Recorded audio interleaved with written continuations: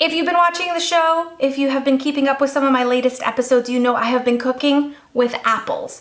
And unlike many people in this world, I don't like to bake. Who's with me? I feel like a lot of people love baking, and I might be a bit on the smaller percentage of those who don't enjoy it like at all.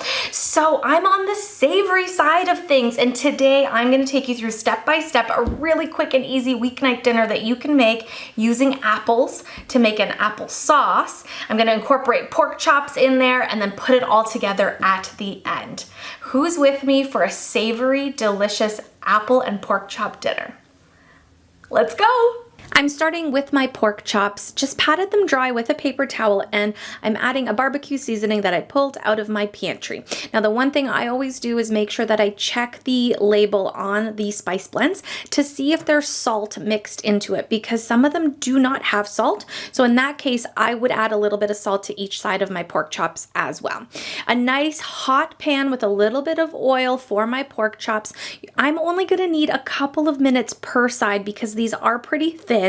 But if you aren't sure about time and temperature, get yourself a meat thermometer and just make sure that your internal temperature for pork is always at the sweet spot at 145. I'm gonna flip them, just make sure everything is good to go, and then once they're ready, I'm gonna take them off and just let them rest on my cutting board. The nice thing about this recipe is there are not a lot of dishes to do at the end because we're using that same pan. Now I'm adding in one whole onion that I have sliced up and letting that cook down. Once those onions are a bit soft, I throw in my celery, and of course this is an apple recipe, so I'm adding in my slices of apples. Now I'm gonna let them cook down a bit, but I still want a bit of crunch on them. And I should say I'm also going to add a little more of that barbecue seasoning that I used on the pork chops.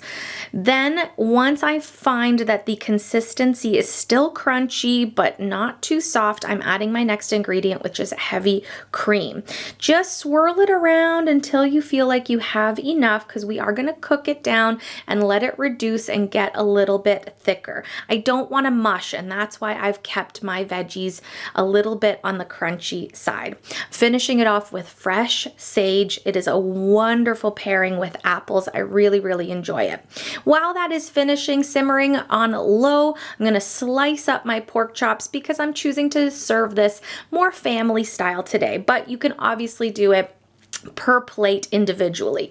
I've got some leftover rice, so I'm using that. It was going to work well. Plain rice, even mashed potatoes would be a really great addition to this meal. Make sure that you lather and slather all of that sauce on top of your pork chops. Get all of that sauce out of the pan as well. It'll soak up in the rice or the potato, whatever you're using.